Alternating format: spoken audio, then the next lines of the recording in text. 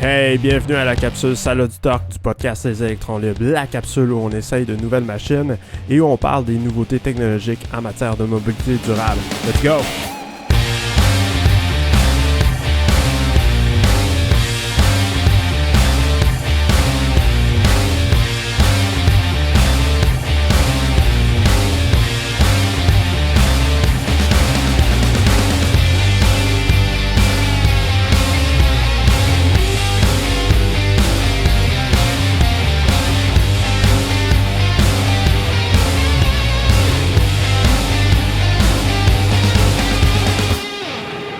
Toi, Stéphane, tu es l'invité idéal pour nous parler de ce qui est à surveiller en 2026 au niveau d'innovation en matière de mobilité, des innovations technologiques. Qu'est-ce qui serait à surveiller selon toi, Stéphane? Oui, bien, la croissance de la voiture électrique continue, malgré qu'il y a certains challenges avec la filière batterie, par exemple, ou qu'est-ce qui se passe du côté de nos voisins du Sud, les décisions qui sont prises là. Mais quand même, c'est la voiture électrique, c'est pas à savoir est-ce qu'elle va continuer, c'est savoir plus. En fait, c'est pas savoir si, c'est plutôt est-ce qu'elle va continuer à savoir à évoluer. Et la réponse, c'est oui, c'est la solution à adopter.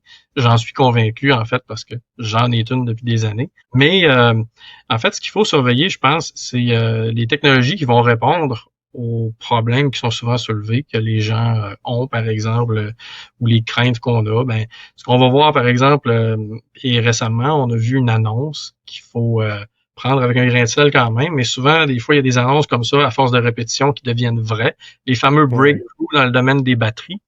Ouais, j'ai vu. C'est à surveiller. Et là, il y a Donut avec leur moto électrique ont annoncé une batterie à 400 Wh par kilogramme qui faisait 600 km et qui rechargeait en 5 ou 10 minutes. Et c'est la batterie à état solide. Donc, c'est une batterie qui n'a pas d'électrolyte liquide à l'intérieur. Alors ça pique la curiosité parce que, en fait, c'est tous les plus beaux chiffres qu'on peut espérer d'une batterie se retrouvent là, d'un coup, dans un produit, alors qu'on entend parler depuis des années qu'il y a des compagnies qui travaillent fort là-dessus puis qui ont pas réussi à résoudre les petits problèmes de crack dans les électrodes et tout à force d'avoir des cycles de charge-décharge. Bref, il y a quand même cette annonce-là qu'on doit surveiller. Je pense qu'ils ont annoncé au premier Q1, c'est-à-dire le premier quart de l'année 2026, qui commençait à livrer. Donc, ils vont commencer à livrer des motos électriques qui sont censés avoir une batterie de 33 kWh, 600 km chargée en 5 minutes avec une batterie état solide.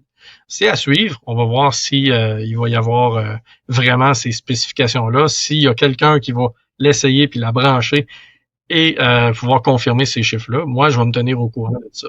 Ça fait des années qu'il y a des breakthroughs dans les batteries comme ça qu'on annonce, mais qui s'étouffent, qui sont souvent utilisés pour aller chercher des subventions puis annoncer des grands chiffres pour intéresser les investisseurs.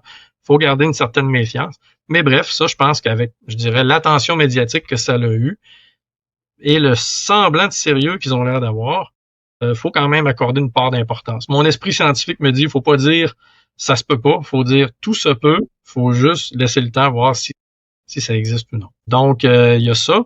Ensuite de ça, ben si je reste aussi dans le domaine des batteries, il y a des nouvelles lois en Asie pour la sécurité des batteries qui semblent s'instaurer de plus en plus. Donc, c'est une bonne nouvelle parce que le marché du véhicule chinois a des bonnes chances d'entrer au Québec avec tout ce qui se passe. On n'aura pas le choix. On avait une réticence jusqu'à un certain point, mais là, il semble démontrer une certaine qualité et tout. Et si les technos et les sécurités de batterie sont augmentées d'une façon suffisante, ben je pense que ça vaudrait la peine aussi. Ce qu'il faut savoir, c'est que l'Asie, on dit souvent c'est une batterie chinoise. Puis on sous-entend que tant que c'est une batterie chinoise, elle est de mauvaise qualité. Pour avoir été en Chine plusieurs fois pour mon travail et avoir rencontré des gens dans le domaine des batteries là-bas, des industries, ce qu'il faut savoir, c'est que les Asiatiques, eux, ils sont d'accord pour te faire la meilleure qualité dans la mesure où ils sont capables de le faire. Et ils sont d'accord pour te faire la pire qualité aussi. Ils ont aucun regret à le faire, contrairement à d'autres mentalités, d'autres nationalités qui, eux autres, comme nous, où tu demandes la même chose en Allemagne ou au Canada ou aux États-Unis, on va pas nécessairement être une compagnie qui va vouloir se lancer dans quelque chose qui risque de brûler ou quoi que ce soit. Par conscience, bonne pratique et tout. En Asie, ils ont pas ça. Tu sais, c'est totalement différent dans le domaine du vélo et ces choses-là.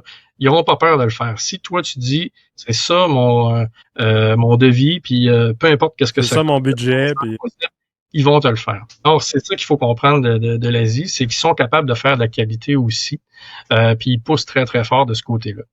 En Europe, maintenant, il y a aussi le Battery Passport. Donc, qu'est-ce que c'est ça, le passeport batterie? Ouais. Ben, ça le dit, c'est un peu une façon de répertorier et de maintenir un suivi sur les batteries qui existent sur le marché. Donc, pour gérer, par exemple, le recyclage, gérer la durée de vie, le contrôle sur où est-ce qu'elle se trouve. Tu sais. Puis là, je vais te donner, j'ai fait un petit short récemment sur ma chaîne, une vidéo qui, en fait, qui montre que le passeport batterie, il y a une raison d'être, là, et puis je te montre la pire situation. Ça ici, ça se trouvait en fait dans un genre de petit radio Bluetooth pas cher, tu sais, genre que tu trouves dans un Dollarama. Ouais. Mais tu sais, des produits pas chers, bas de gamme, qui vont aussi utiliser les batteries lithium. Et à l'intérieur de ça, de ce produit-là, que les gens vont souvent amener au recyclage, puis finalement, ça va finir, oh, regarde ça, c'est du plastique, ça va finir dans la bine de plastique, ou ah, c'est de l'électronique, on va mettre ça avec l'électronique, et ça finira pas dans le bac de recyclage des batteries, même s'il y a une batterie à l'intérieur de cachée et de collée. Donc, à l'intérieur de la clé de résonance du haut-parleur, il y avait cette batterie qui était la batterie qui sert à l'intérieur, qui était collée. On ne peut pas l'enlever, elle est prise là. Donc, c'est un exemple comme quoi le passeport batterie, c'est un peu une gestion, créer un système de suivi pour les batteries, a sa raison d'être. Parce que c'est des dispositifs qui se retrouvent dans la vie de tous les jours et qui peuvent devenir dangereux s'ils sont mal surveillés puis mal gérés. Fait que ça, je pense que c'est une chose qui fait qui augmente la maturité du domaine batterie dans le monde. Je suis content de ce genre de décision-là, puis j'espère que ça va s'étendre aussi beaucoup. Maintenant, toujours dans le domaine batterie, on peut parler de l'IA qui va s'intégrer de plus en plus dans la gestion des batteries aussi. Avec le BMS? Pardon? Avec le BMS, j'imagine? Exactement, c'est ça. Et j'ai eu la chance d'en parler d'ailleurs à nos chers de recherche, Karim Zaghib, ici au Québec, lors d'un Battery Show, qui était un événement qui a eu lieu. Je ne sais pas si c'était à Novaille, dans le coin de Détroit, ou à Stuttgart, qu'on s'était vu cette fois-là, mais dans le fond, c'est en rapport avec lancer l'intelligence artificielle dans les BMS de batterie, donc le circuit de manager la sécurité, puis la durabilité, puis la performance d'une batterie. Et ça a une grande importance parce que, dans le fond, actuellement, les BMS, ce sont des dispositifs qui protègent la batterie. On peut dire, les BMS très simples, regardent la batterie quand elle est neuve et prennent des décisions par rapport à cet état-là. Mais quand la batterie vieillit, elle a des caractéristiques qui varient. Et le BMS devrait normalement, pour continuer à suivre avec précision, s'adapter à ce vieillissement-là. Ce qui est difficile à prévoir d'avance actuellement. Mais avec l'intelligence artificielle, en évoluant la façon dont les cellules se comportent et en suivant ça, on est capable de faire des modèles prédictifs pour ajuster les paramètres du BMS, les paramètres de recharge, les paramètres d'utilisation pour continuer puis étendre la performance. Puis quand on parle de ça, ce que ça veut dire, c'est que la batterie dure plus longtemps. Ça veut dire que si elle dure plus longtemps, on va pas devoir la remplacer dans un court laps de temps, mais dans un laps de temps plus étendu.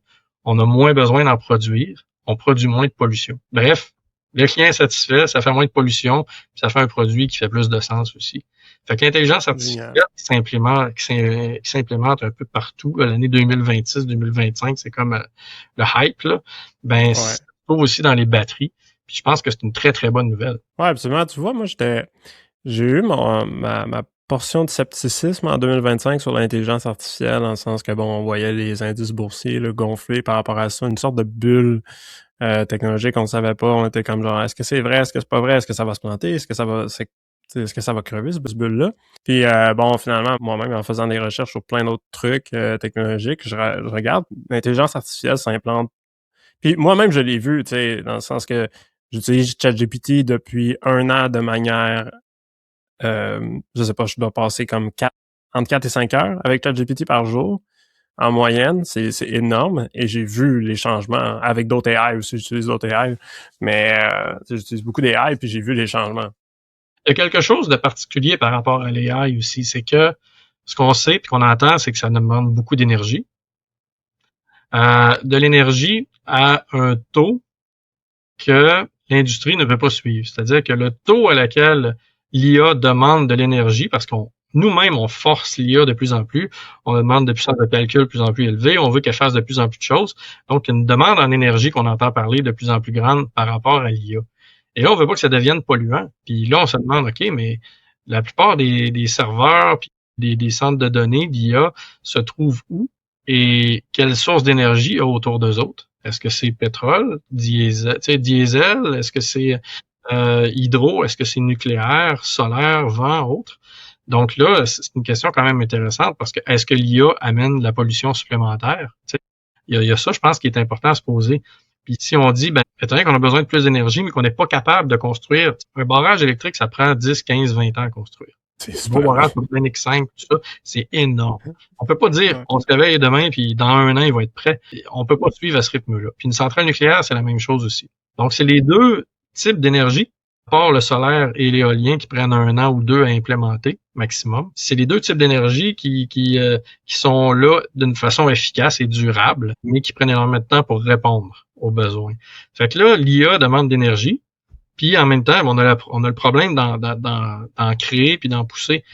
Donc, peut-être que de fonctionner en abrégeant les pics puis en fonctionnant avec des batteries, ça nous aiderait. C'est pour là que l'idée parce que quand on construit des barrages, c'est pas pour la puissance moyenne qu'on a besoin. C'est pour les appels de puissance et les pics. Ouais. On a besoin d'un barrage capable de fournir le nombre de gigawatts nécessaires au Québec, uniquement, ou de terawatts, uniquement pour la pire pointe qu'on peut avoir pour pas que tout le système flanche. C'est souvent ça que les gens comprennent pas nécessairement. Un barrage, le bassin, c'est la quantité d'énergie. La puissance en kilowatts, c'est on allume tout notre chauffage à 6 heures, le poêle fonctionne quand les gens reviennent, branchent leur voiture, les lumières de maison allument, le chauffage se règle, il est 18 heures. On a un pic de puissance énorme, ou le matin à 8 heures, par exemple. C'est pour ces petits moments-là dans la journée qu'on a besoin de notre puissance électrique.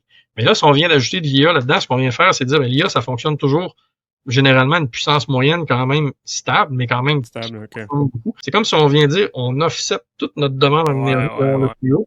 Alors là, nos pointes commencent à être proches des limites que des capacités. On a entendu un peu aussi Hydro-Québec parler de ça. Moi, je me connecte souvent sur mon cellulaire. J'ai en fait en temps réel la demande en gigawatts que le Québec demande. Ouais. On voit, mettons, le matin à 8 heures, là, on est rendu à 40 000 gigawatts, ou 40 terawatts. Wow. Pas des terawattheures, des terawatts, parce que c'est une puissance. Là, je fais comme, wow, la courbe, elle va monter jusqu'où, tu sais. Ça me rejoint un peu, j'aime ça, ces genres de choses extrêmes. Ce que j'espère, c'est que ça flanche pas. D'ailleurs, moi, je me suis monté un système backup que tu peux voir en arrière ici. S'il y a une panne de courant, ça, je suis bien fier de ça aussi. Je suis capable d'alimenter toute ma maison au complet avec des batteries d'appoint. Puis si eux autres vident, je suis capable de me brancher sur ma moto. Puis si eux autres vides, je suis capable de me brancher sur mes vélos. Puis si mes vélos vides, je suis capable de me brancher sur toutes les autres batteries qu'il y a dans la maison, de 9 volts à aller jusqu'à 300 volts DC. Fait que j'ai mon couteau suisse de compatibilité pour aller chercher l'énergie de toutes les foutues batteries qu'il peut y avoir ici. Fait que bref, j'ai une autonomie d'environ 3 jours à moins 20 seulement avec ça. Tout ça pour revenir à l'IA, dans le fond, qui est une bonne chose, mais je pense qu'il faut résoudre aussi les problèmes de consommation énergétique parce que à un moment donné, il faut presque demander à l'IA, là, je te laisse fonctionner, mais il faut que tu m'aides à régler le problème de consommation énergétique qu'on a. De quelle façon et quelle stratégie devrait-on adopter? Tu comprends? Faire travailler l'IA pour aider à régler son propre problème de consommation. Non, c'est un sujet complexe parce que des fois, on se demande, est-ce que l'IA va permettre de sauver de la consommation de d'autres types de carburants, d'énergie? Mais là, c'est qui consomme le plus? 2027, c'est aussi une année où est-ce que, plus officiellement, les sources sont de plus en plus décentralisées, les sources d'électricité. Donc, Hydro-Québec autorise maintenant les plus grandes puissances installées de panneaux solaires dans nos maisons.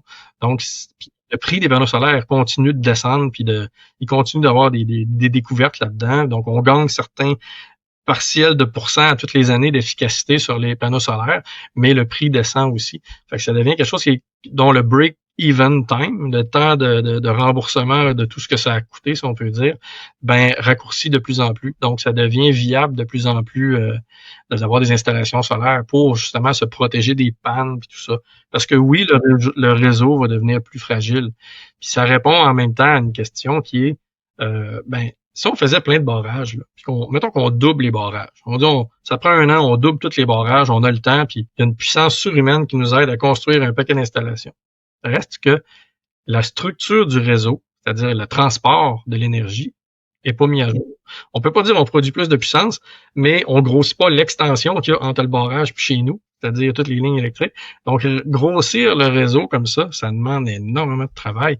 C'est les deux vont ensemble, en fait. Puis ça, ben, c'est presque impossible quand on y pense comme ça, là, sur une échelle courte. Fait que c'est pour ça que l'idée d'Hydro-Québec de décentraliser puis de permettre aux gens de devenir autoproducteurs, ben, ça, moi, je vois ça comme une bonne nouvelle, en fait. Ceux qui veulent, qui s'intéressent au système solaire et tout, ou juste pour absorber les pointes de puissance puis se faire récompenser par Hydro. Si Hydro peuvent faire de quoi, les gens vont vraiment dire le montant que j'ai reçu sur ma facture, là, c'est vraiment le fun, ça vaut la peine. Ben moi, j'encourage ça. Puis je pense que 2026, c'est une année où est-ce que les gens vont plus se réveiller pour ça aussi. Ouais, j'ai hâte de voir ça. J'ai hâte de voir des innovations justement dans ce domaine-là, là, où on peut rendre les gens un petit peu plus autonomes dans leur consommation. Moi-même, j'aimerais ça me diriger vers ça chez moi. Très, très cool. Merci de nous avoir partagé les innovations à surveiller pour 2026. Stéphane Melançon, alias Doc Melançon Mardy. Retour vers le futur. Ouais, exactement. Ben, justement, comment les gens font pour te rejoindre? Parce que je vois que tu es un peu partout.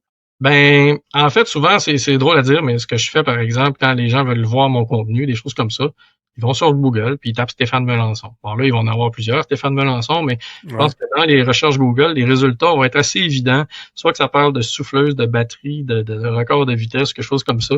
Puis ils vont trouver forcément un lien vers un forum, ma chaîne ou quoi que ce soit.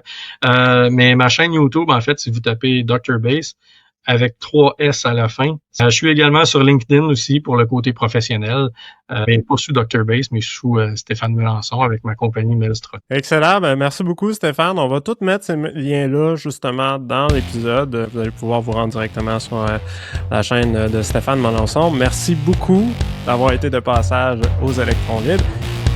Hey, c'est déjà tout pour aujourd'hui. Merci encore une fois d'avoir été de nôtre à la capsule Salade du Torque. Si vous avez aimé, n'hésitez pas à liker l'épisode et à vous abonner, c'est super important. Sur ce, je vous souhaite de bien vous porter, de bouger et de vous déplacer librement. À la prochaine. Ciao!